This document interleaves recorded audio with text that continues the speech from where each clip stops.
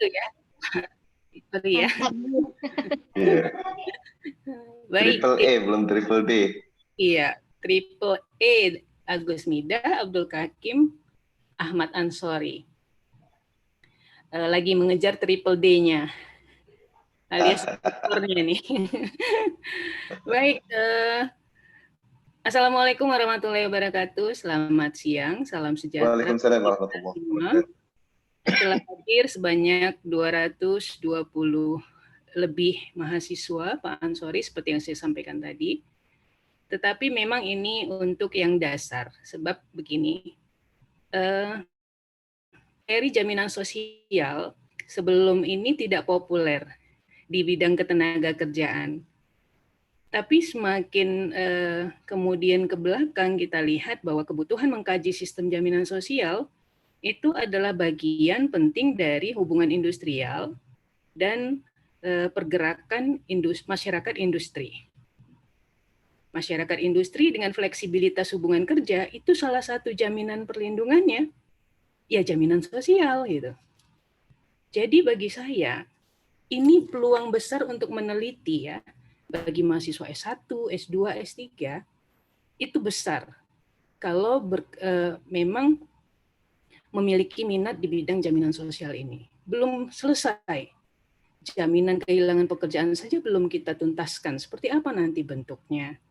Seperti apa nanti mekanismenya?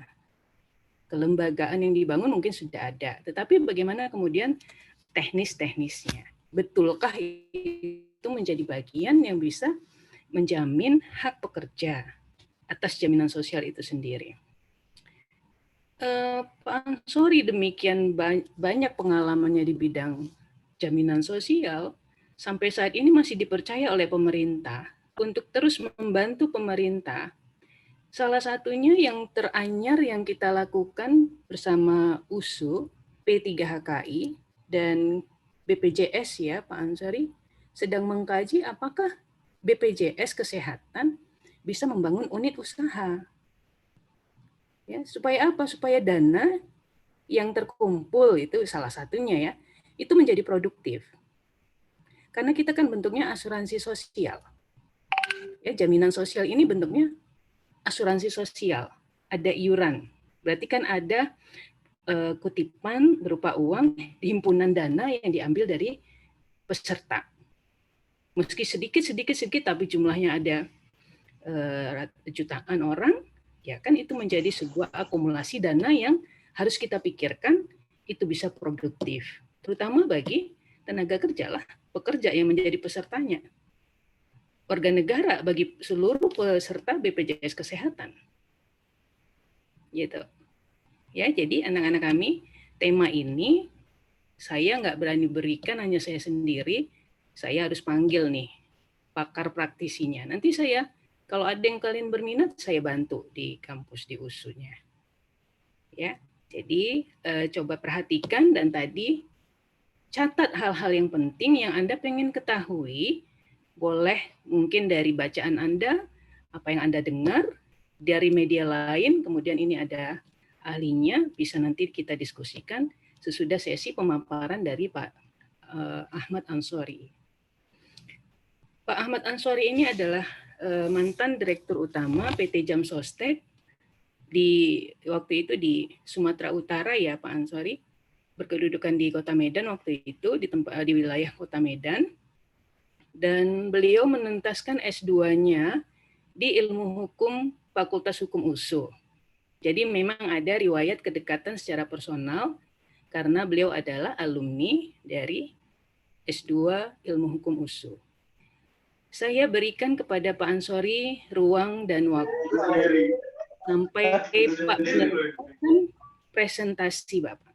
Jadi untuk pengalaman praktisi, Pak Ahmad Ansori nggak bisa kita abaikan ya. Beliau banyak berperan dalam proses pembentukan Undang-Undang SJSN.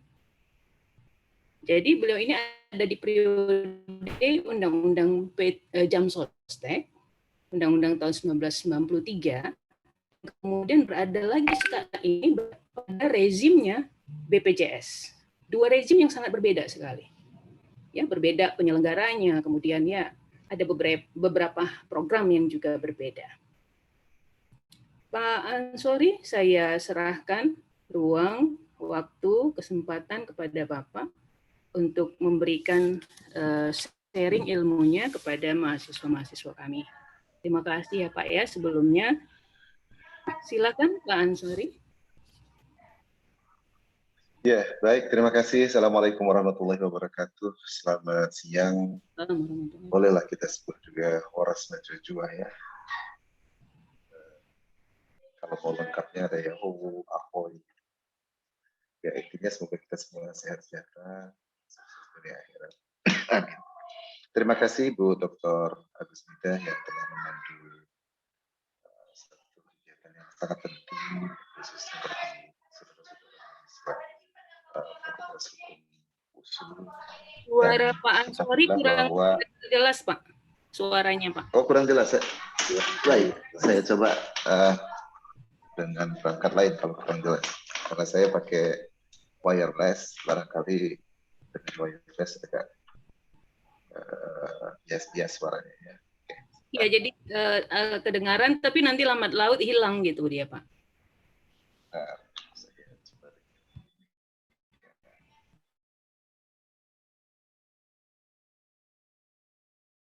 Dari kolom chat ya, itu untuk materi bahan paparannya. Silakan Anda jika ingin membaca lebih awal, tetapi pasti akan lebih jelas jika mendengarkan paparannya. Ya, dengan ini bisa lebih jelas, Bu? Iya, Pak, lebih bagus, lebih ketangkep ya. Ya, baik. Terima kasih, Bu Gusnida dan saudara-saudara sekalian. Terima kasih kepada tim sekretariat yang telah menyiapkan banyak hal sehingga kegiatan ini terselenggara.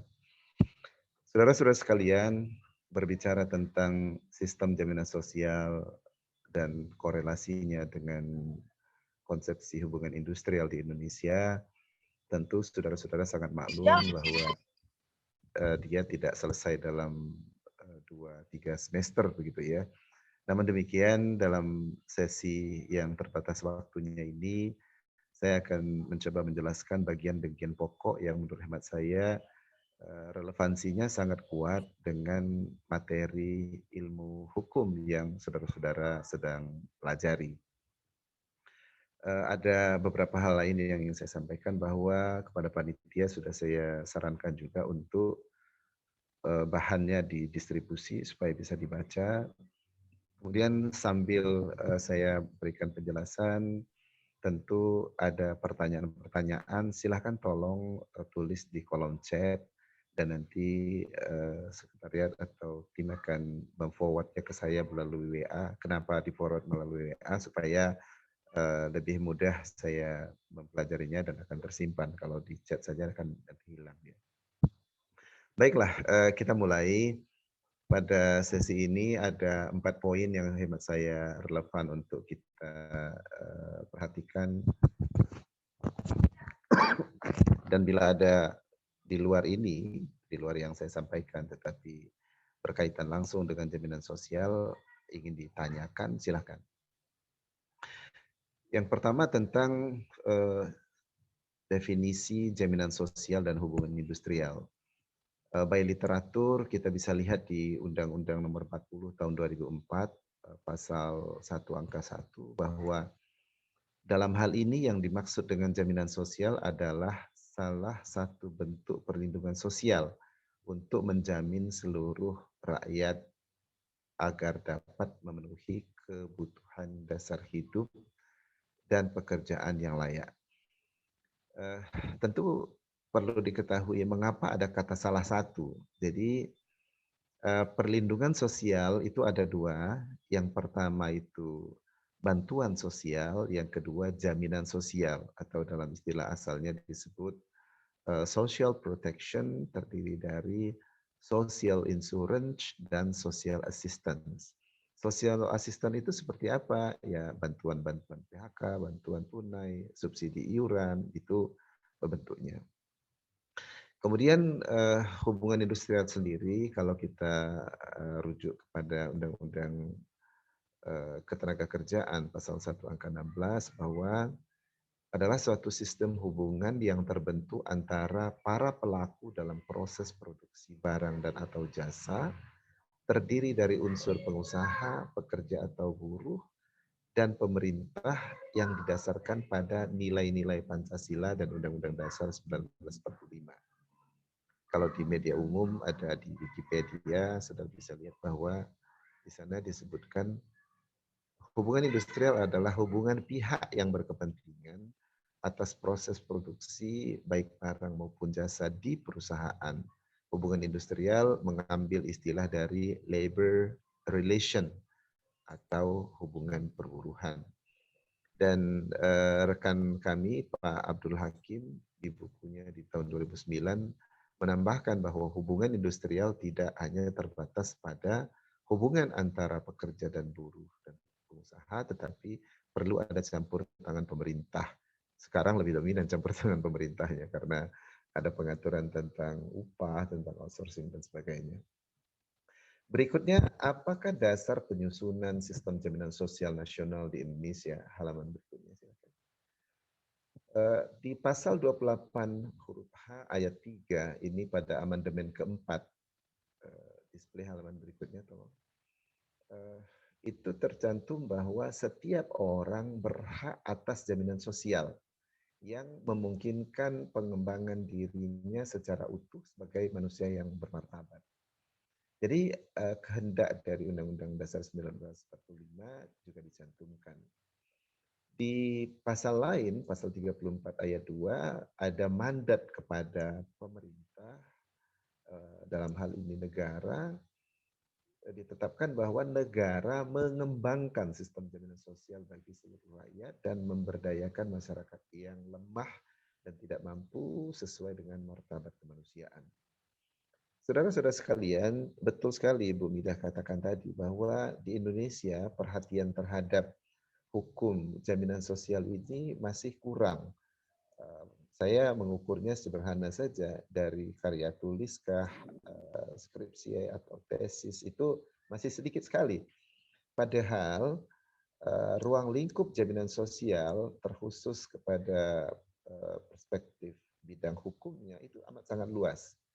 Saya menengarai bahwa salah satu kelemahan dari pelaksanaan atau penyelenggaraan sistem jaminan sosial nasional di Indonesia ini karena teman-teman kita atau banyak atau para ahli begitu katakanlah belum memberikan perhatian yang cukup untuk mengeksplorasi, memberikan kontribusi pemikiran-pemikiran yang terwujud dalam bentuk regulasi yang komprehensif, yang saling menunjang, yang memungkinkan jaminan sosial itu terselenggara dengan baik. Kita ambil bandingannya dengan negara-negara sebelah kita, apakah itu Malaysia, Singapura, Filipina, Thailand, Taiwan, Vietnam. Mereka pada umumnya jauh lebih baik. Apa ukuran baiknya? Ukuran baiknya itu hak-hak publik itu bukan hanya secara hukum diatur, tetapi terimplementasikan. Itu bedanya. Kita bisa melihat dari jumlah populasi yang terlindungi. Kemudian yang kedua dari kelengkapan manfaatnya. Gitu.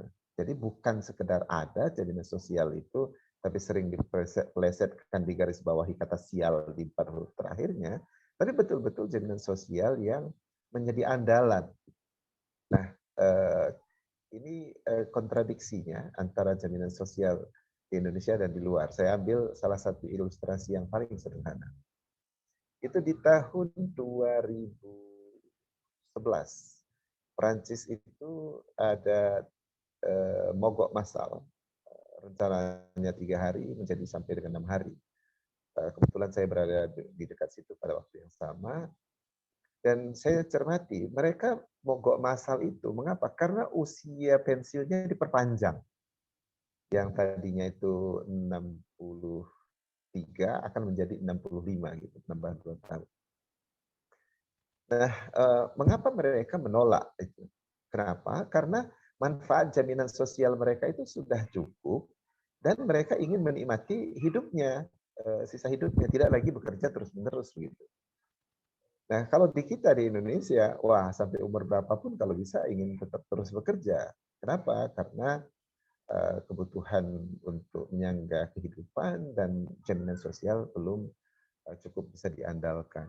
Bahkan penyebabnya adalah karena mayoritas belum memperoleh jaminan sosial itu. Kecuali dalam bidang jaminan kesehatan saja yang secara nasional sudah mengcover 84,6% dari populasi Indonesia. Berikutnya ada TAP MPR nomor 10 yang menugaskan kepada Presiden pada waktu itu Ibu Megawati Soekarno Putri, dan lahirlah Undang-Undang nomor 40 tahun 2004 dengan segala kondisinya, keterbatasannya, yang bagian akhir nanti memang sengaja saya beri porsi di sini materi hukum pada Undang-Undang Jaminan Sosial yang menarik dan perlu untuk dikaji. Tadi Bu Midah sudah menawarkan saudara-saudara dalam hal berencana untuk membuat tugas akhir dalam bentuk skripsi, tesis, atau disertasinya itu lingkupnya hukum jaminan sosial, Bu Midah akan memfasilitasi. Saya turut serta, Bu. Saya ikut memfasilitasi segala data, informasi, narasumber yang diperlukan. Bahkan saya kira pelaku-pelaku jaminan sosial di Indonesia akan sangat senang kalau ada kita dari disiplin ilmu hukum yang berminat mendalami, karena itu merupakan kontribusi yang penting. Berikutnya secara filosofis, dengan demikian maka bicara tentang jaminan sosial ini, dia merupakan hak konstitusi, hak konstitusional setiap pekerja dalam hal jaminan ketenagakerjaan, dan bagi setiap penduduk dalam hal jaminan kesehatannya. Mengapa? Karena telah ditetapkan di dalam Undang-Undang Dasar. Dan ini juga merupakan pelaksanaan dari tanggung jawab negara. Tadi ditugaskan kepada negara untuk mengembangkan jaminan sosial. Tujuannya apa? Nah, ada pergeseran dari hubungan industrial yang sebelumnya dengan pasca sistem hukum jaminan sosial SJSN ini. Di mana kalau saudara-saudara perhatikan tadi disebut Bu Mida era PT Jam Sostek, pada masa itu jaminan sosial itu dipandang sebagai dan dinarasikan dalam berbagai aturan bahwa dia merupakan kompensasi karena dia telah bekerja. Kompensasi telah bekerja, kemudian supaya dengan jaminan sosial produktivitasnya meningkat.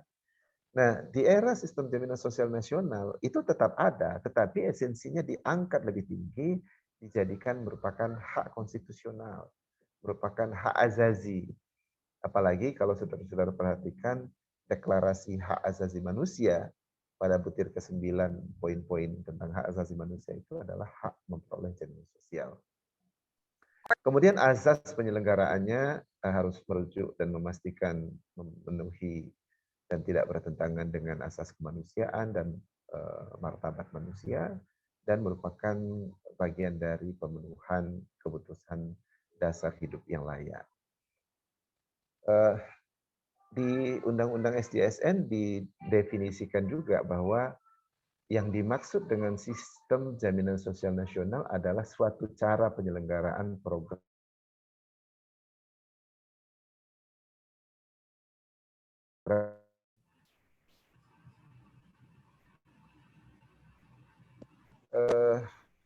tadi disebut asuransi sosial oleh Bu Mida.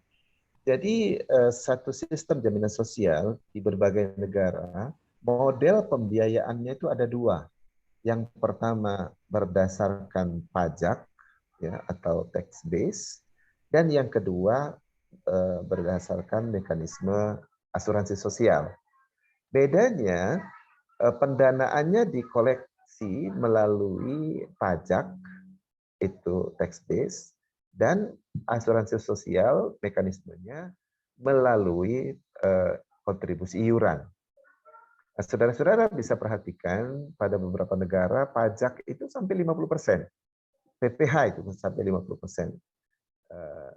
Kalau diperhatikan ada pertandingan tinju, mereka minta pindah di negara A saja atau di negara bagian B, itu karena porsi pajaknya berbeda.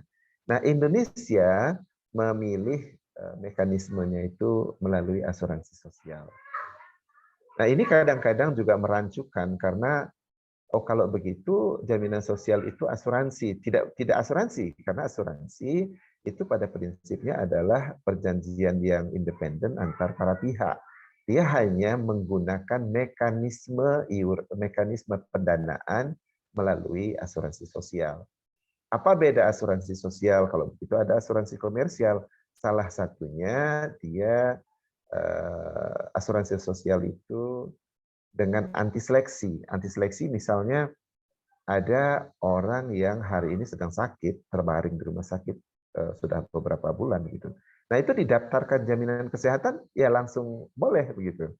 Nah, beda kalau di asuransi komersial bisa dibayangkan periksa kesehatan dulu, tarifnya berbeda. Ada banyak lagi perbedaan antara asuransi sosial dan asuransi komersial. Jadi saudara-saudara, tujuan dari sistem jaminan sosial yang dibentuk adalah untuk memberikan jaminan agar terpenuhinya kebutuhan dasar hidup yang layak bagi setiap peserta dan atau anggota keluarganya apabila terjadi hal-hal yang dapat mengakibatkan hilang atau berkurangnya pendapatan baik karena sakit atau kecelakaan kerja atau karena memasuki usia lanjut atau pensiun atau meninggal dunia. Nah, di sini pun sudah ada hal yang menarik untuk dibahas ini.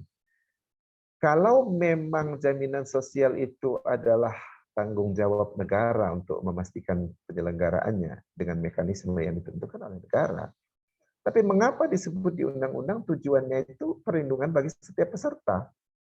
Sedangkan definisi peserta itu adalah yang telah mendaftar dan membayar iuran.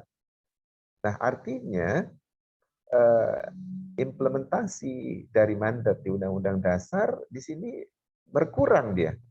Yang tadinya untuk seluruh penduduk, sekarang untuk seluruh peserta.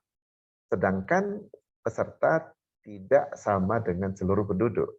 Nah, itu sudah merupakan satu soal yang saudara-saudara bisa elaborasi.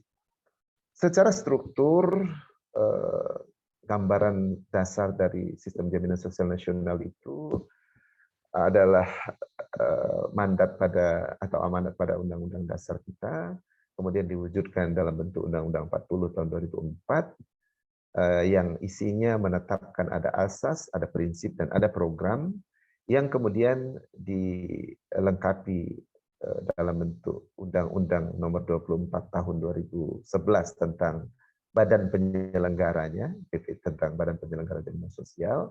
Ditetapkan ada dua, ada BPJS Kesehatan, BPJS Ketenagakerjaan, tetapi di sana juga ditambahkan beberapa aturan teknis tentang program. Di Undang-Undang Cipta Kerja, yang semula di Undang-Undang SJSN dan BPJS programnya itu ada 5, ditambahkan satu program jaminan kehilangan pekerjaan. Ini tadi Bu Midah mengatakan ada butuh eksplorasi, ada ruang-ruang bagi pencermatan analisa hukum dalam berbagai hal, terutama yang terkini adalah program jaminan kehilangan pekerjaan. Jaminan kehilangan pekerjaan, betapapun ada pro dan kontranya di masyarakat, tapi sebetulnya Indonesia memperjuangkan dan membicarakannya itu sudah lebih dari 26 tahun. Baru di Undang-Undang Cipta Kerja dia dibentuk. Nah, sebagai bentukan awal, memang saya mencermati, Bu Midah tentu jauh lebih paham juga, ada beberapa hal yang perlu diperbaiki dalam jaminan kehilangan pekerjaan ini. Nah, ada asas, ada prinsip, dan ada program. Tentang asas, prinsip, tentang asas, ada asas kemanusiaan, manfaat, dan keadilan sosial. Jadi saudara-saudara sekalian, secara operasional di lapangan, apabila saudara-saudara ingin mengupas, menganalisis, apakah penyelenggaraan jaminan sosial di Indonesia telah berjalan dengan baik atau belum, maka pisau analisisnya bisa menggunakan 3 pokok ini. Apakah azasnya itu tidak dilanggar? Demikian juga dari sisi prinsip misalnya. Ada prinsip kegotong royongan, nirlaba, dan seterusnya. Yang terakhir itu menarik. Hasil pengelolaan dana jaminan sosial dipergunakan seluruhnya untuk pengembangan program dan untuk sebesar-besarnya kepentingan peserta. Karenanya Bu Mida, waktu masyarakat melihat loh kok ada biaya golop ini 35 miliar apa kalau saya tidak keliru. Nah, itu menjadi isu yang dibahas panjang. Gitu. Selanjutnya, kalau di awal tadi saya katakan jaminan sosial pra SJSN itu lebih dimaknai sebagai barter antara prestasi pekerja dengan haknya timbul. Tapi kemudian di era sistem jaminan sosial nasional, paradigmanya menjadi berubah atau berkembang lebih baik, di mana didudukkan hak-hak jaminan sosial itu sebagai hak dari setiap warga negara. Kemudian pengaturannya yang tadinya dalam berbagai peraturan, kemudian dikehendaki dikompilasi dalam satu sistem, gitu. Disebutlah sistem jaminan sosial nasional.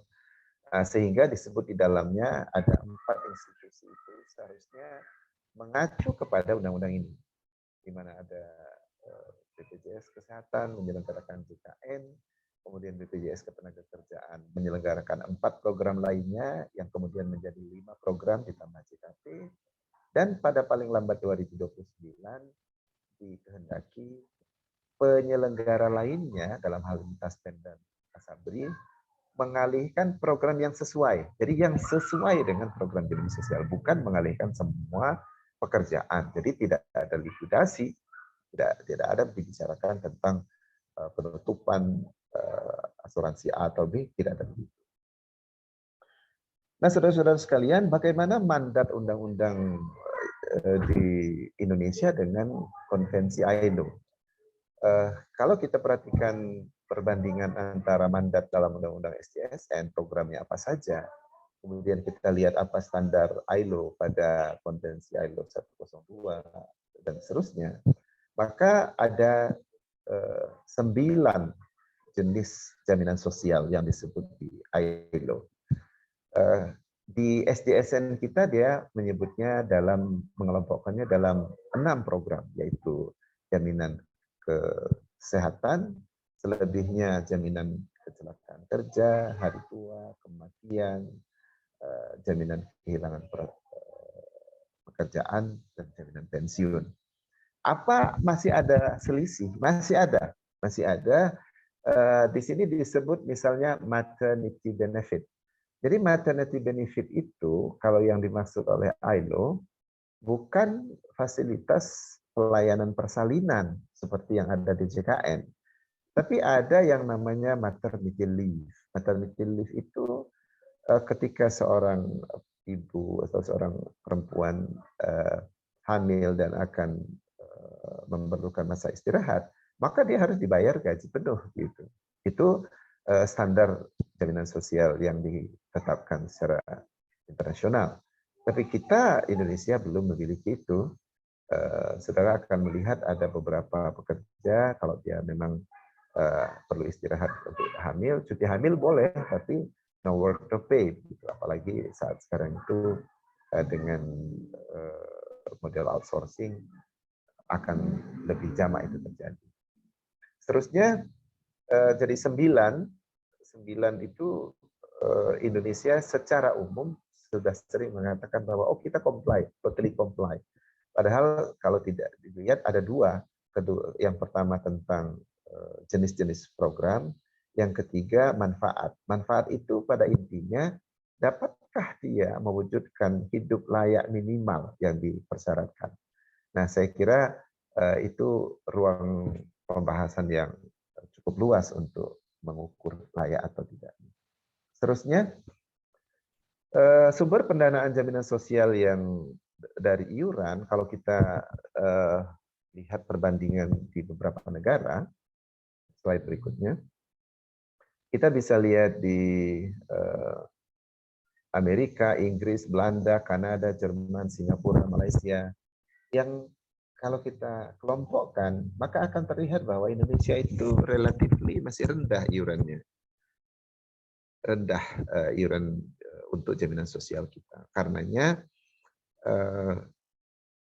masih belum bisa betul-betul diandalkan. Contohnya, apakah manfaat jaminan pensiun itu sudah mampu menyangga seorang pekerja dan keluarga intinya ketika dia memasuki usia pensiun, yang kalau secara internasional disebut 70% seharusnya dari dari salary yang dia terima sebelumnya. ILO mempersyaratkan minimal 40%. Nah, di kita 40%-nya tertekan lagi karena upah yang didaftarkan juga memang lebih rendah. Karenanya dari sisi iuran memang salah satu persoalan yang serius bagi Indonesia. Apa yang saya maksud dengan persoalan serius?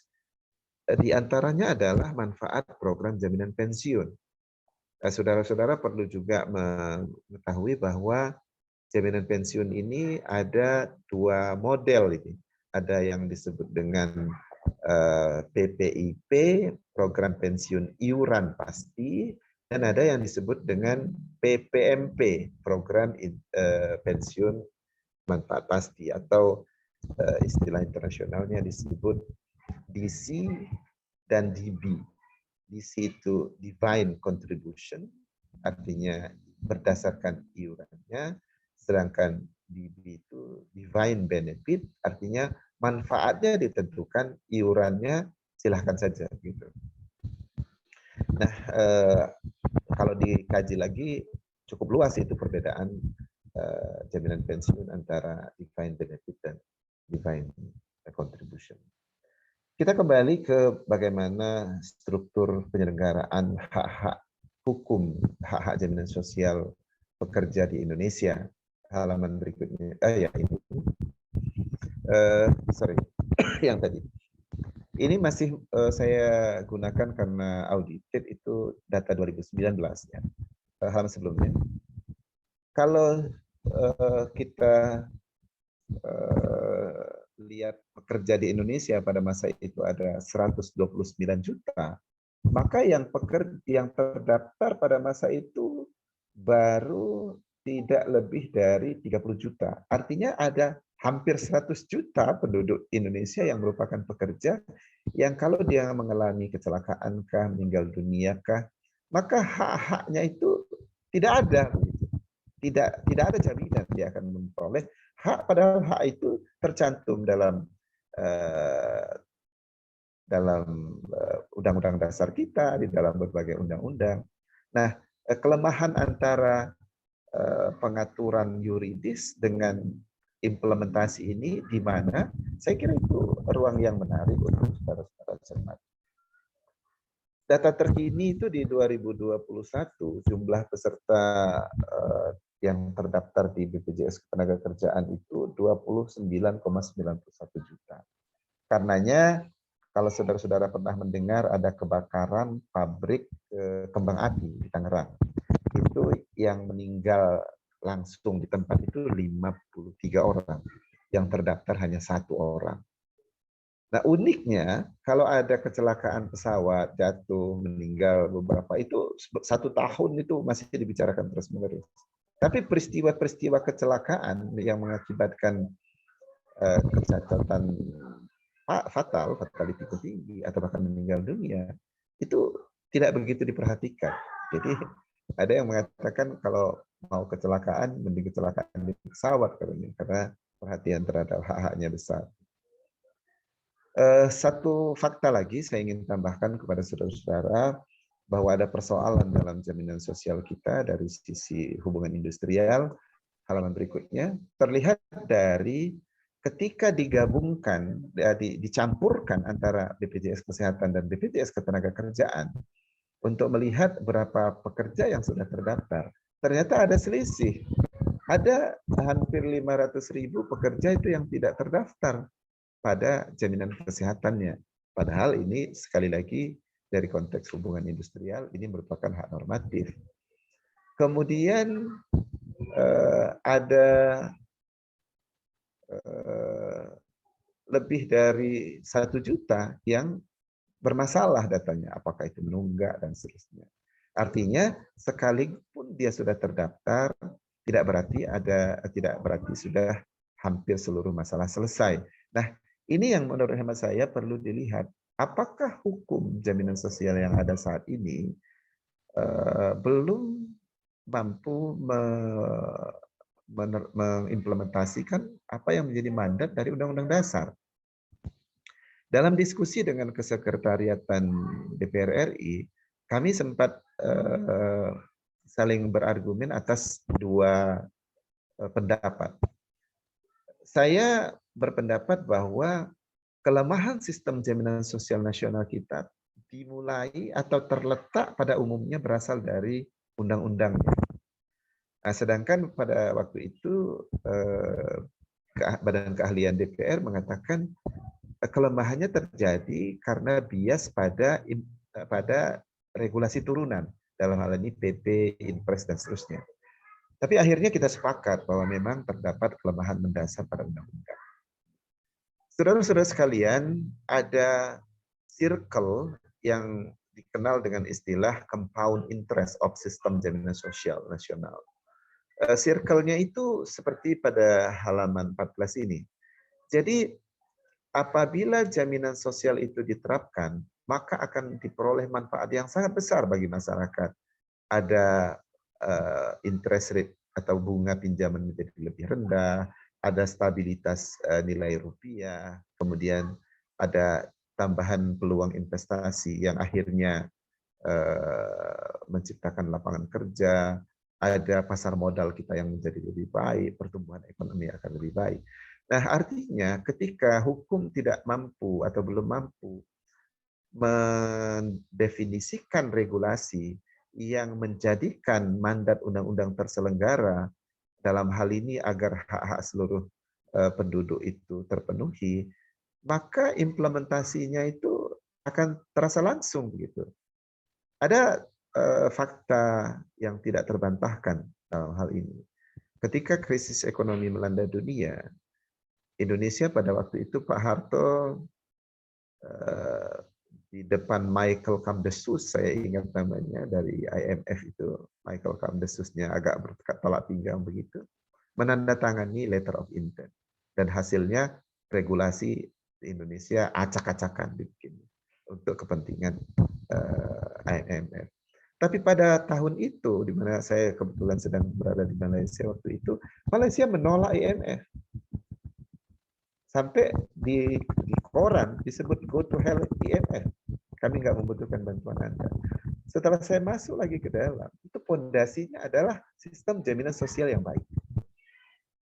Saya lihat ada labor social security inspector namanya, ada labor inspector, ada social security inspector.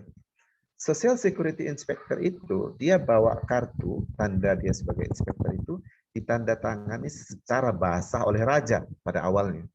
Yang sekarang itu oleh Kementerian Kehakiman. Sehingga ketika siapapun juga melihat kartu itu, dia harus menunduk atas nama sistem penghormatan kepada raja pada masa itu. Nah, artinya jaminan sosial yang baik membutuhkan perangkat regulasi yang mencukupi, dan ini adalah ruang di mana saudara-saudara selayaknya andil berkontribusi. Kemudian peserta jaminan sosial akan meningkat, akumulasi dana meningkat, pembangunan serta yang terpenting pemenuhan hak-hak jaminan sosial itu bisa terselenggara baik. Nah, akhirnya saya ingin memberikan hadiah kepada saudara-saudara yang punya perhatian untuk mencermati regulasi jaminan sosial nasional. Paling tidak ada 6 saya lihat saudara-saudara bisa bahas sebagai angle yang spektrumnya cukup luas. Yang menarik pertama, coba saudara bandingkan sanksi yang diatur di dalam Undang-Undang SDSN dan Undang-Undang BPJS. Pada pasal 17 disebutkan di Undang-Undang 24 2011 itu siapa-siapa yang pemberi kerja tidak melaksanakan pasal 16 sebelumnya, yang mana pasal 16 itu tentang kewajiban mendaftar, maka akan diberikan sanksi. Sanksinya teguran tertulis, denda, dan layanan publik tertentu itu ditunda atau dihentikan sementara. Itu kalau dia tidak mendaftar. Tapi coba lihat pasal 54. pemberi kerja yang sudah mendaftar, tetapi dia lalai melaporkan upahnya yang benar, artinya upahnya harusnya sudah naik tapi belum naik, itu disanksi dengan ancaman pidana 8 bulan. Waktu aturan ini terbit, saya berkerut kening waktu itu. Kok bisa orang yang tidak patuh sama sekali, sanksinya lebih ringan daripada orang yang patuh tetapi ada kelalaian. Yang lalainya itu adalah hal-hal administratif. Itu sanksi yang menarik untuk dikaji ya. Ada dan seterusnya, saya kira kita nanti bisa diskusikan. Nah, kemudian apa saja yang sudah diatur di Undang-Undang BPJS? Ada 2468 paling tidak. Jadi dia melaksanakan amanat undang-undang, kemudian membentuk badan penyelenggara, lalu harus berdasarkan undang-undang penyelenggaranya dan seterusnya. Tapi ada beberapa materi yang belum diatur, yang menurut hemat saya ini adalah salah satu penyumbang kelemahan sistem yang mengakibatkan kondisi hingga saat ini banyak hak-hak masyarakat atas jaminan sosial itu masih dilanggar. Misalnya, sederhana saja, kalau ditanya apa yang dimaksud dengan badan hukum publik dalam hal ini ya, berbeda lagi, kan Indonesia punya sejarah tentang BHP universitas gitu ya. Tapi apakah yang dimaksud dengan badan hukum publik? Itu tidak didefinisikan. Akibatnya masing-masing membuat penafsiran tersendiri gitu. Konsekuensinya menjadi tidak sama. Ada yang mengatakan karena dia badan hukum publik maka tidak boleh punya anak perusahaan. Padahal kalau kita lihat di PP Alma PP 77 diwajibkan melakukan direct investment, penempatan langsung, yang itu pasti badan usaha. Jadi banyak bias dalam pemahamannya. Kemudian ada kelemahan pada Undang-Undang SJSN dan Undang-Undang BPJS, saya tampilkan 8 poin, dan ada dampak-dampaknya, setidaknya ada 5 dampaknya. Disharmoni peraturan perundangan secara vertikal dan horizontal. Saudara tahu ada Undang-Undang Perikanan, di dalamnya juga menyebut jaminan sosial, dan membuat pola bahwa nelayan, petambak garam itu diberikan asuransi, dan asuransi di situ didefinisikan bukan jaminan sosial. Itu salah satu contoh disharmoni. Kemudian inkonsisten pemerintah dalam jaminan sosial. Lahirlah misalnya PP tentang ASN yang bisa menyelenggarakan sendiri, yang tidak tunduk pada SJSN. Kemudian secara kelembagaan maturitasnya belum tercapai, kemudian iuran yang tidak sesuai dengan manfaat, lalu ekspektasi masyarakat tetapi kepatuhan rendah.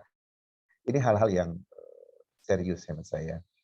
Ada lingkup substansi yang perlu diubah, paling tidak ada 6, saudara-saudara bisa mencermatinya, kita bisa diskusikan lebih lanjut apabila itu memang sudah masuk dalam rencana penulisan, apakah itu karya tulis biasa atau selebihnya. Ada 12.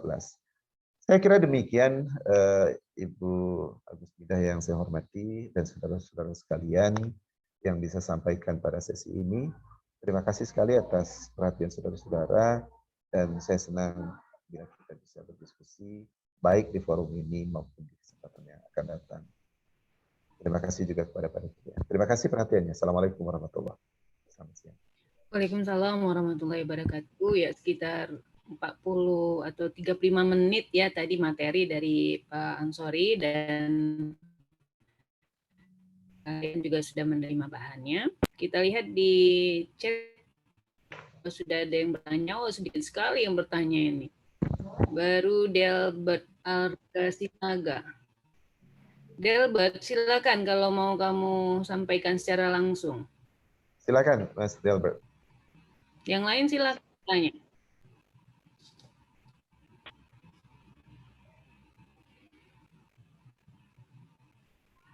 Izin bertanya, Pak. Silakan. Ya, bagaimana Pak jika kita mengetahui Pak bahwa dasar hukum terkait SJSN ini kan Pak ada 2. Ada Undang-Undang Nomor 40 tahun 2004 dan yang sekarang ini kita tahu ada Undang Cipta Kerja Pak. Undang-Undang Nomor 11 tahun 2020. Menjadi pertanyaan saya, Pak, apabila Pak ada suatu perusahaan di mana perusahaan ini tidak mengikut sertakan pekerja atau buruhnya tadi itu di dalam JKP, Pak, jaminan kehilangan pekerjaan. Lalu pekerja atau buruh ini dia di PHK, Pak. Apa yang akan terjadi, Pak? Apakah ada sanksi bagi perusahaan tersebut atau bagaimana, Pak? Terima kasih, Pak. Ya, terima kasih, Saudara Delbert. Saya langsung jawab saja, izin ya, Bu Mida. Silakan, Pak Ansari. Ya, yang pertama dasar hukum penyelenggaraan pada tingkatan undang-undang penyelenggaraan sistem jaminan sosial nasional di Indonesia ada 3. Yang pertama Undang-Undang 40 tahun 2004, kemudian Undang-Undang 24 2011, dan ada Undang-Undang Nomor 11 tahun 2011 Undang-Undang Cipta Kerja. Nah, pertanyaan spesifiknya tadi, bagaimana kalau ada perusahaan yang tidak mendaftarkan dalam program JKP, begitu ya? Saya ingin perluas karena sama saja statusnya. Jadi bukan hanya pada program JKP, pada semua program juga punya konsekuensi. Khusus untuk program JKP, dia kan diatur di PP 37 2011, kemudian ada Permenaker nomor 15 2011. Nah, di situ disebutkan kepada pemberi kerja yang tidak mendaftar pada program JKP, maka pemberi kerja tersebut berkewajiban memberikan hak-hak pekerjaannya tersebut. Tetapi sebetulnya kalau kita lihat komposisi regulasi dan programnya, agak janggal kalau ada perusahaan tidak mengikutkan dalam program JKP saja. Artinya program yang lain dia ikut, tapi program JKP tidak. Itu janggal sekali. Kenapa janggal? Karena untuk JKP kan dia tidak ada iuran tambahan.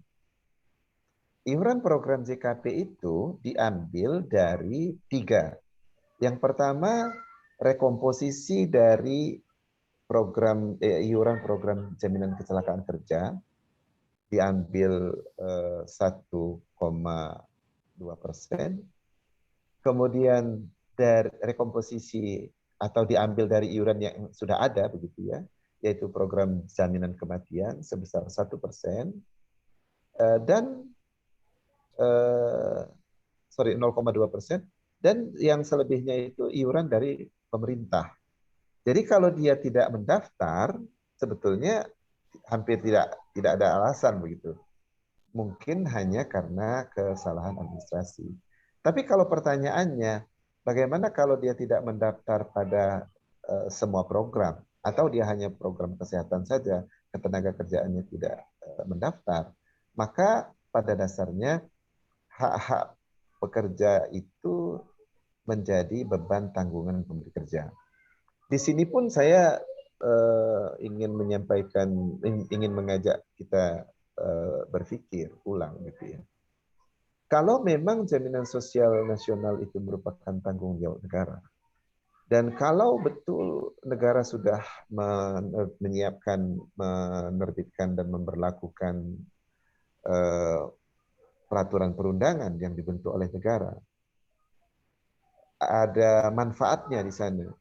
Lalu bagaimana bisa masyarakat yang lain yang belum terdaftar kemudian diserahkan kepada pihak lain haknya? Bukankah lebih tepat kalau misalnya sistem jaminan sosial itu menjamin mau dia terdaftar atau tidak itu urusan kedua gitu. Setiap orang dia ada haknya. Loh, enak banget kok dia nggak daftar tapi ada hak. Nah, itu adalah urusan negara dengan pemberi kerjanya. Kalau pemberi kerjanya berkemampuan, maka diwajibkan dia membayar. Jika dia tidak berkemampuan, kan bisa saja pemberi kerja tidak mendaftarkan atau menunggak karena tidak mampu, dalam hal ini usaha kecil misalnya, sedang ada kesulitan usaha atau sebab-sebab lainnya. Maka mestinya disitulah negara mengambil posisi bahwa negara menjamin penyelenggaraan jaminan sosial ini. Dengan cara seperti yang ada di sistem di undang-undang kita sekarang, hemat saya akan terus terjadi mayoritas masyarakat yang berhak malah belum terdaftar. Saya kira itu jawaban saya, Mas Gilbert. Saya agak elaborasi ke beberapa penjelasan lainnya. Silakan. Baik Pak, terima kasih Pak.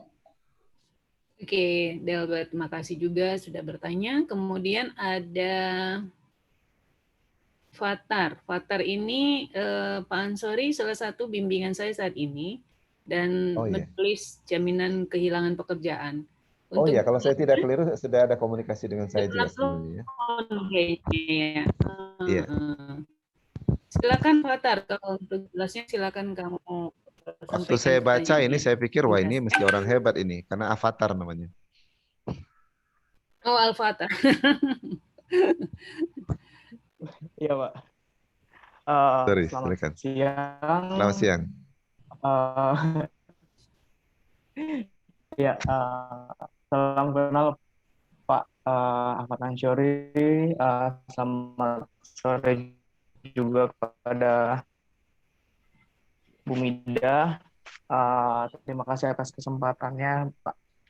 Ini jaminan sosial dan hubungannya dengan hubungan industrial. Gitu.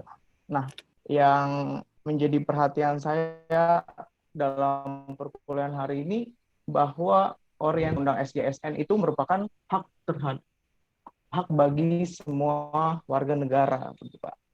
Hak yang dijamin dalam konstitusi. Sementara yang tadi Bapak sampaikan bahwa keterbatasan program dalam program jaminan sosial pasca dalam undang-undang SJSN ini hak-hak tersebut, jaminan sosial tersebut diberikan kepada peserta gitu. Contohnya yang menjadi fokus saya di sini adalah program jaminan kehilangan pekerjaan yang ada dalam PP 37 2021, Pak. Iya. Nah, dalam PP 37 ini dia hanya membatasi bahwa pekerja yang memang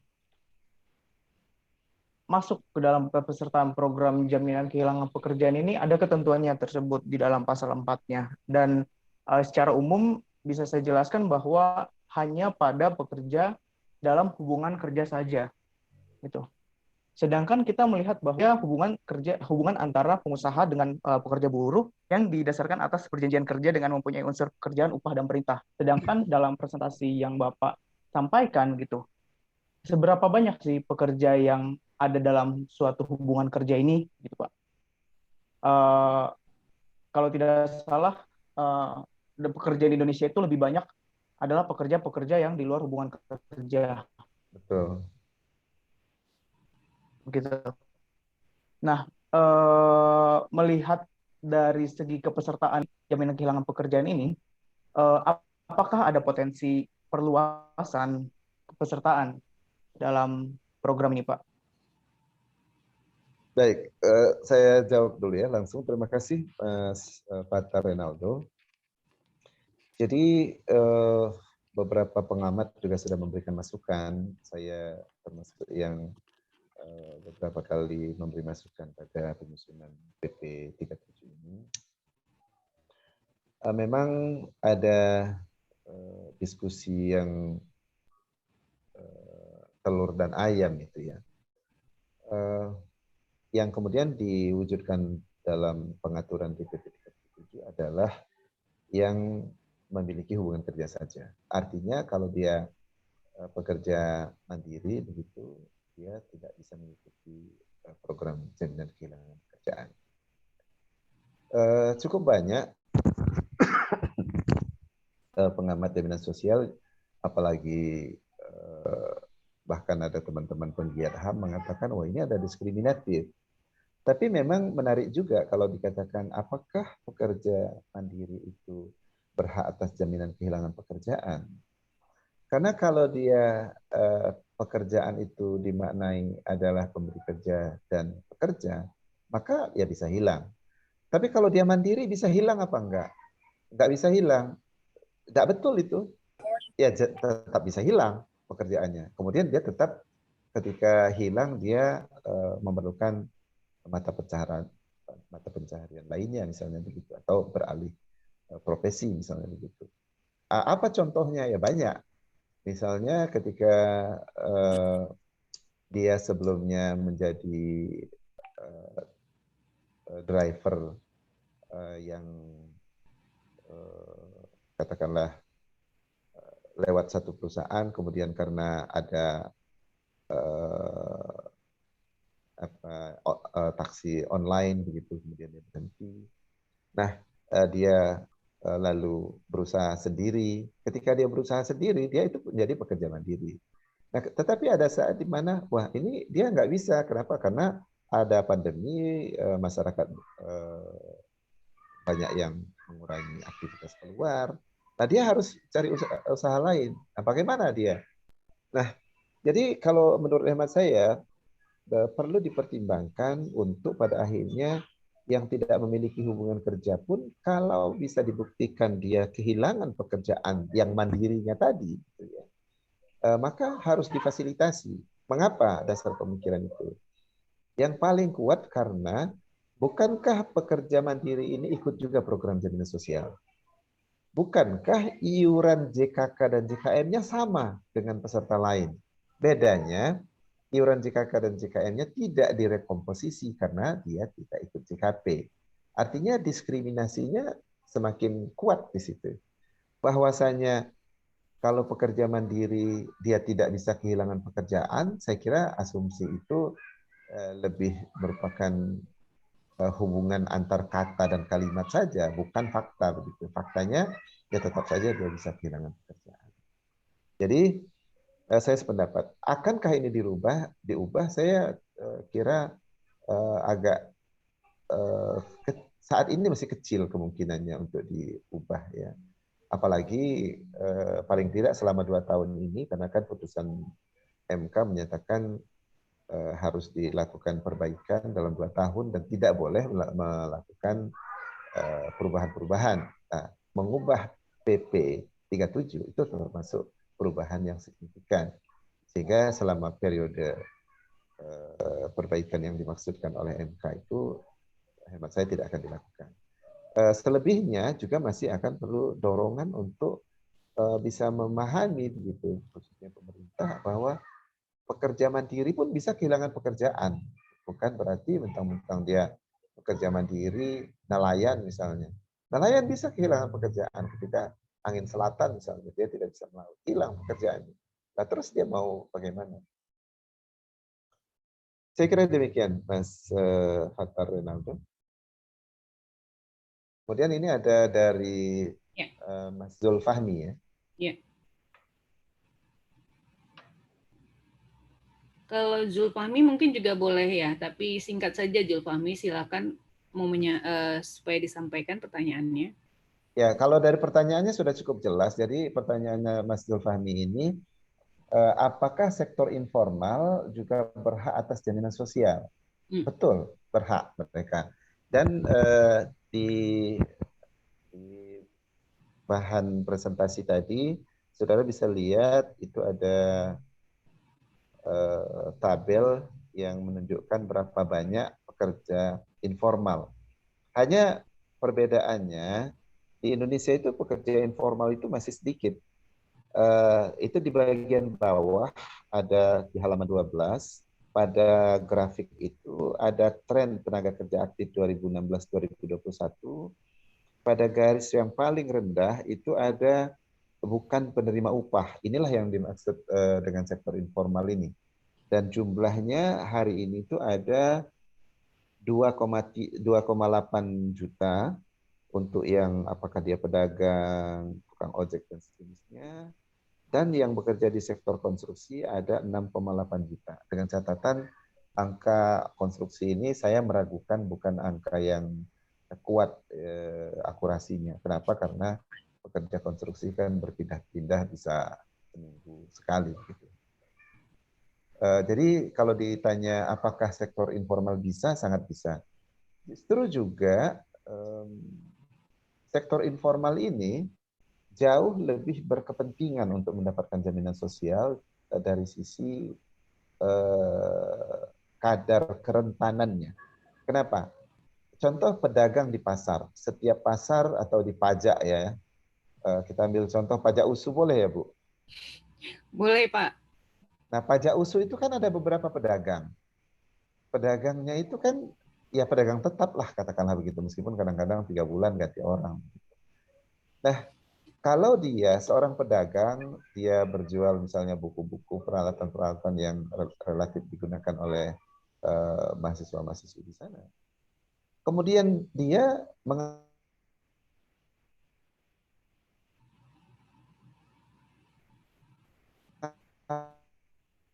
ini kalau pekerja di formal, kalau dia ngutang di warung itu kan orang masih lihat seragamnya, masih lihat oh di perusahaan mana.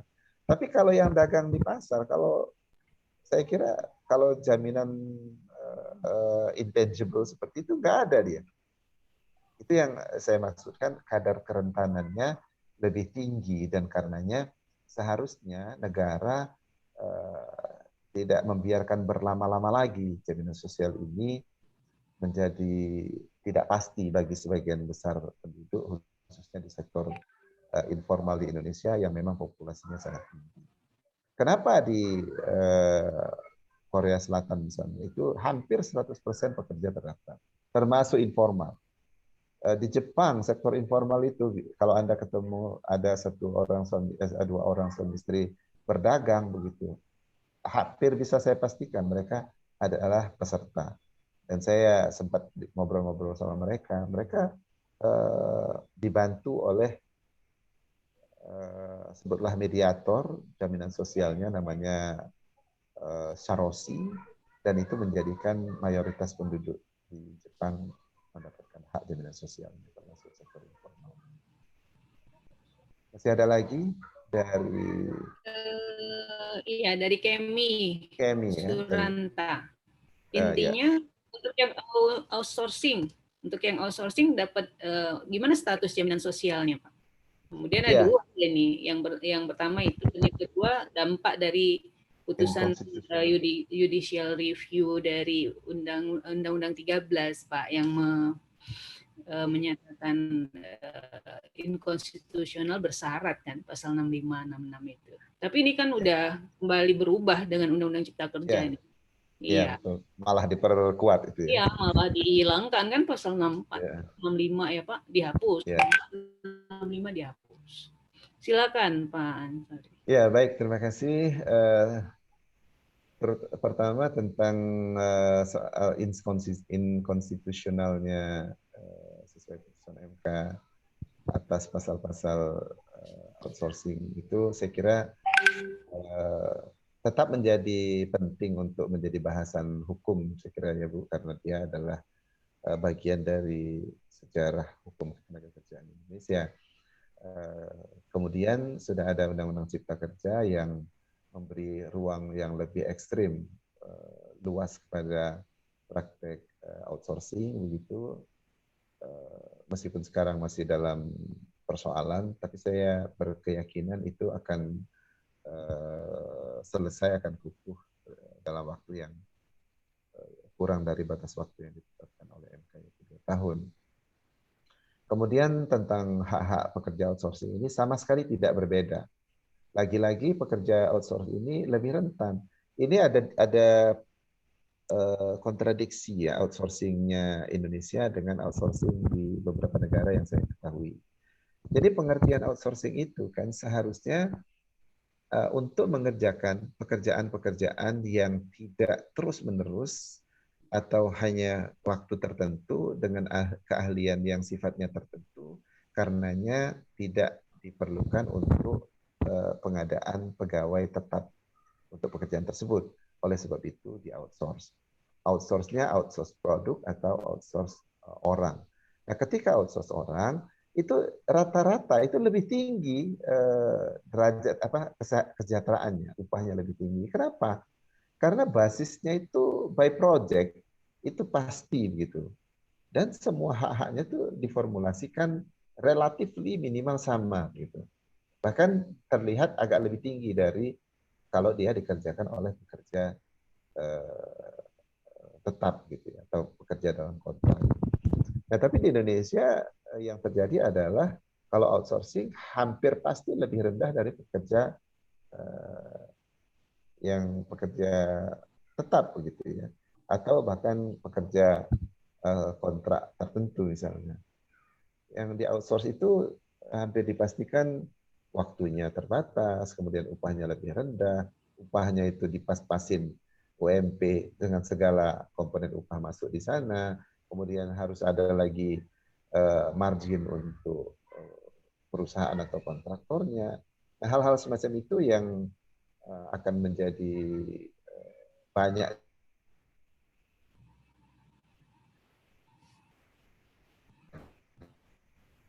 per jam begitu.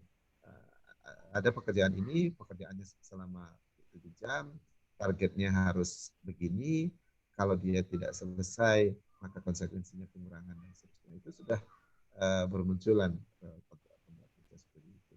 Dan uniknya lagi, masyarakat kita khususnya generasi milenial juga ada yang senang dengan model seperti itu. Nah, karenanya menjadi penting juga untuk bagaimana secara regulasi perubahan-perubahan hubungan industrial ini bisa memfasilitasi hak-hak jaminan sosial yang diatur sangat kuat di dalam undang-undang. Begitu saya kira Mas Kenny ya. Mas apa Mbak ini? Maaf. Mas. Oh Mas ya. Abang Kemi. Abang Kemi. Abang Kemi kalau di Medan. Kemudian ada lagi dari Friendly. Iya. Friendly, bagus sekali namanya. Terima kasih nih kepada orang tua memberi nama yang indah ya. Pertanyaan dari Friendly. Jaminan sosial, jaminan hari tua. Bagaimana bila perusahaan itu kurang membayar atau bahkan tidak membayar iuran? Nah, ini salah satu yang saudara bisa explore ini. Ada kontradiksi pengaturan dalam sistem jaminan sosial nasional. Cukup banyak turunan persoalan dari yang Friendly maksudkan ini. Kalau misalnya si Ali atau si Ali bekerja pada pemberi kerja PTA misalnya, upahnya 5 juta, tapi didaftarkan sebesar katakanlah 3 juta. Tentu motifnya supaya iurannya lebih rendah. Gitu ya. Nah, di undang-undang dan di PP 46 disebut bahwa PP 46 2015 dalam hal terdapat kekurangan hak peserta karena kesalahan pendaftaran oleh pemberi kerjanya, maka selisihnya wajib dipenuhi oleh pemberi kerja. Dan itu, nah ini ada kekosongan saat ini. Sebelumnya ketika Undang-Undang Nomor 3 Tahun 92 pada era Jam Sostek, itu jelas diatur bahwa pegawai-pengawas menetapkan selisih kekurangannya. Dan tertingginya ada detail dalam surat edaran Dirjen Pengawasan. Tapi sekarang tidak ada. Dan saya berjumpa di beberapa dinas, dinas itu bingung, apakah kami pengawas itu punya posisi terhadap penanganan pelanggaran hukum di jaminan sosial. Masih serancu itu hingga saat ini. Padahal sebetulnya sangat jelas disebut tentang kewenangan badan penyelenggara dengan instrumen pengawasan dan pemeriksaannya itu batasnya di mana, hanya sebatas administrasi. Selebihnya adalah kewajiban pengawasan untuk melakukan penegakan hukumnya atau pemenuhan hak-hak yang kurang itu. Nah, tapi yang saya maksud turunan persoalan ini ada banyak begini.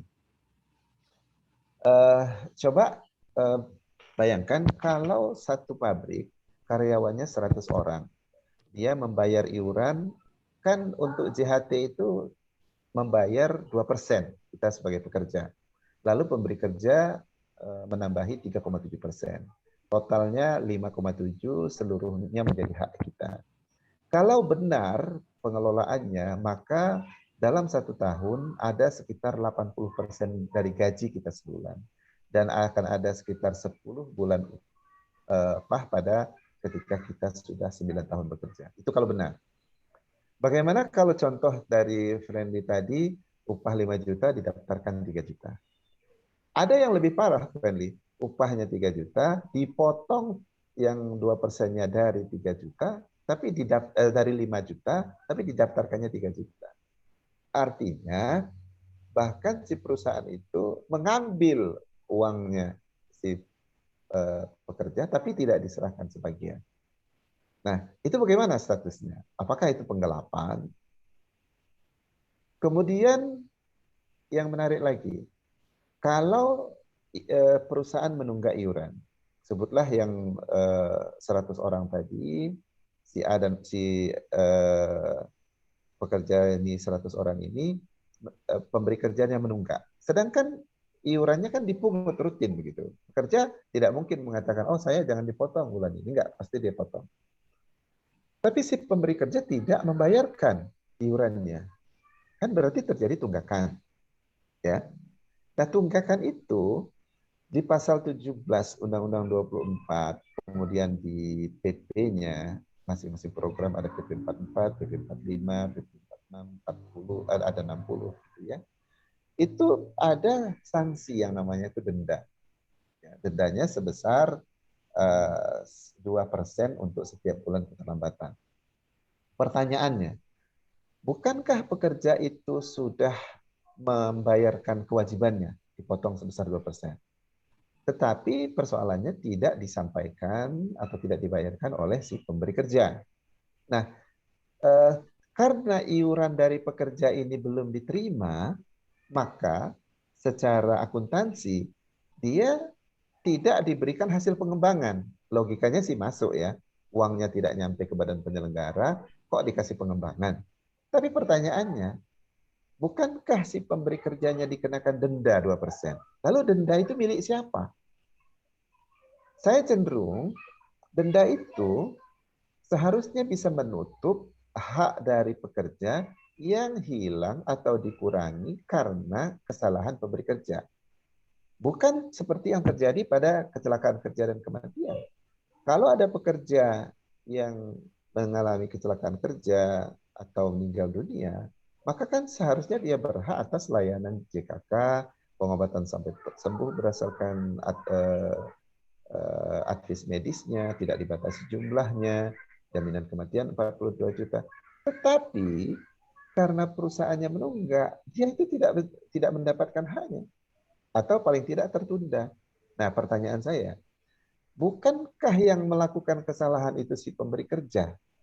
Mengapa si pekerjanya yang mendapatkan hukumannya?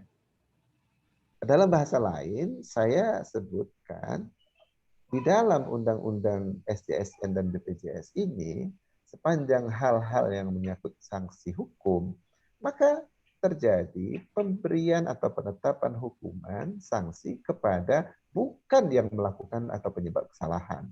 Kesalahan adalah pemberi kerja, tetapi sanksinya dialami oleh pekerja. Jaminan kesehatan misalnya, ada pekerja di pabrik didaftarkan JKN, maka istrinya, suaminya, anaknya sampai dengan 3 bisa berobat, bebas, kliniknya ditentukan, kalau perlu dirawat rumah sakit, dia masuk di kelas 1 begitu. Tapi begitu pemberi kerjanya menunggak 1 bulan, jangan harap dilayani di klinik. Nah, sedangkan kesalahan si pekerja itu apa gitu? Sing salahiku sopo kalau bahasa sang pekerja. Saya kira itu menjawab lebih luas pertanyaan dari Friendly.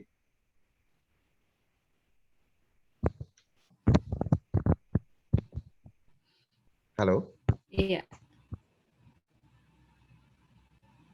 Masih ada yang lain? Iya.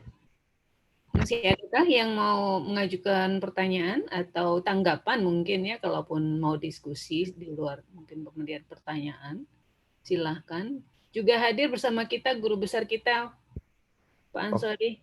Oh iya, terima kasih Prof. Ningrum. Iya, Prof. Ningrum. Alhamdulillah. Selamat siang Prof. Prof. Ningrum ini selalu saya bangga-banggakan. Jadi saya banggakan USU, saya banggakan Prof. Ningrum. Saya tadi dicek Bu Agusmida. Pak Ansori. Oh gitu. Ini masuk, ini anak-anak S3 juga saya minta masuk ikut join. Terus saya bilang dari tadi aku dengerin. Dari tadi ya Pak yang outsourcing gimana ternyata berlakunya sama, tidak ada perbedaan, itu kan menarik ya. Terus kemudian lalu pembebanannya lebih berat ke siapa ini sekarang?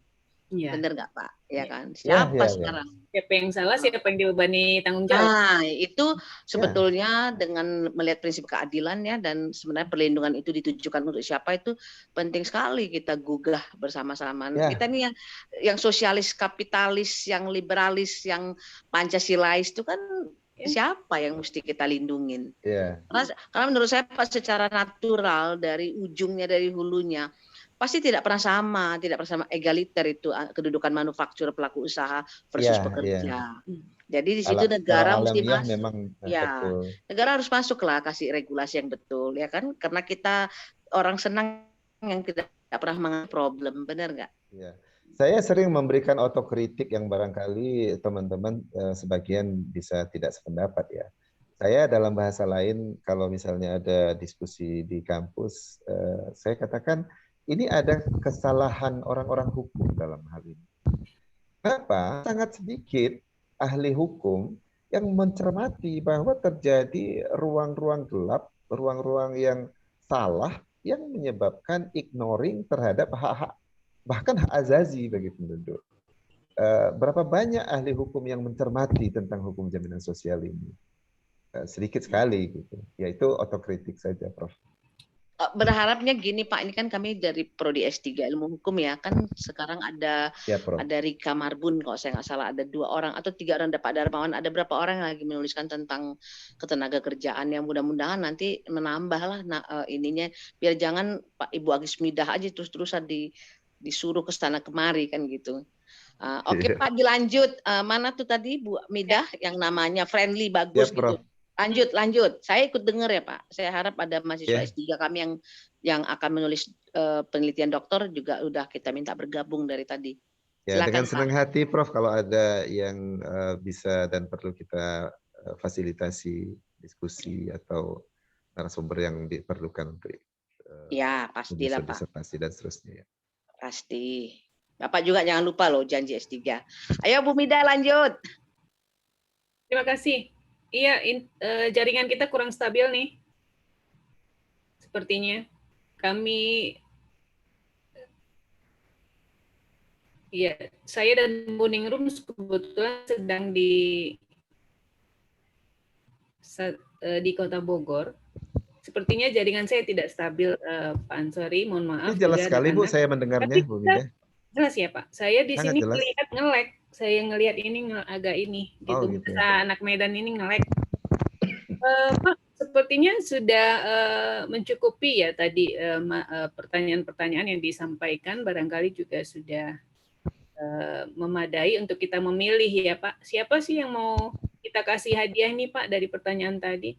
Kalau Fatar nggak usah Pak, dia udah dapat buku kok. Kasih kemarin, dia kan panitia kemarin Pak di Jakarta. Di Jakarta kan dia panitia bantu full tuh sampai 3 hari. Saya kasihin gratis dia, Dios juga hadir nih di sini. Ya, dia ternampak saya tadi wajahnya. Iya Pak. Siapa Pak? Baik, terima kasih sekali Bu Mida. Ya, terima kasih sekali Bu Mida, Prof. Ningrum. Terima kasih atas perhatiannya terhadap sesi ini, dan kepada saudara-saudara peserta saya apresiasi, dan sekali lagi jiwa besar dari Bu Mida dan Prof. Ningrum perlu kita syukuri dalam bentuk ya saudara-saudara bisa mengambil angle yang berkaitan dengan jaminan sosial, sehingga kita bukan hanya mengkritisi tapi juga berkontribusi terhadap perbaikan bagian-bagian tertentu dalam sistem jaminan sosial nasional kita yang tadi kita tidak sulit untuk sepakat bahwa terdapat banyak sekali ruang-ruang yang perlu dibenahi. Dan dampak dari keterbatasan atau pengaturan yang kurang atau bahkan salah itu selain pelanggaran terhadap hak-hak normatif, juga kontribusinya negatif terhadap hubungan industrial yang baik, dan tentu saja pada tingkat tertentu membahayakan keselamatan masyarakat yang terdampak dalam hal ini karena hak-hak jaminan sosialnya tidak bisa dia peroleh, bisa saja mengakibatkan fatality yang tinggi.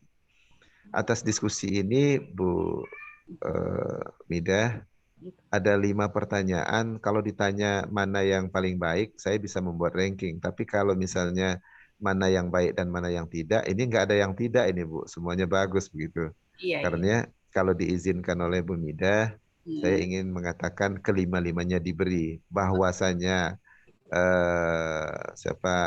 Fatar itu sudah, yaitu saya kira bisa dimengerti bahwa kalau sudah ada ya tidak usah lagi.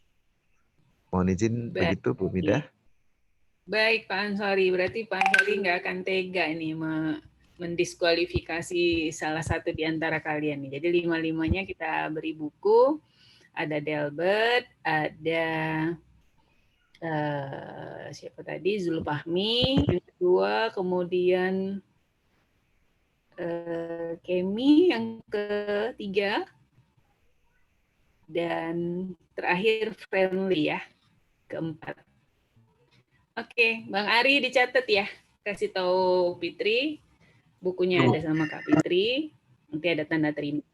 Oke, terima kasih atas kesediaan Pak Ansori ya menerima lamaran kita untuk mengajar di Terima sini. Kasih sekali.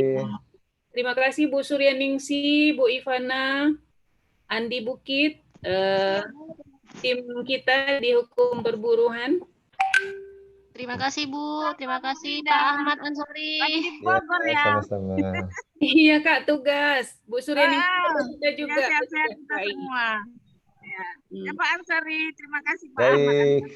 Terima kasih sekali Bu Surya. Perlu juga nanti kita buat debat untuk mahasiswa Fakultas Hukum ya, khusus tema ketenagakerjaan ya. Oh iya. Saya terinspirasi pertanyaan yang Kemi tadi, karena itu kalau tidak kita buat ajang seperti itu, biasanya tidak terupdate itu yang sudah judicial review, yang sudah berubah gitu. Kita nanti buat P3HKI Award. Iya Bu Mida, seperti ini, petun ya kan, peradilan tuh. Petun.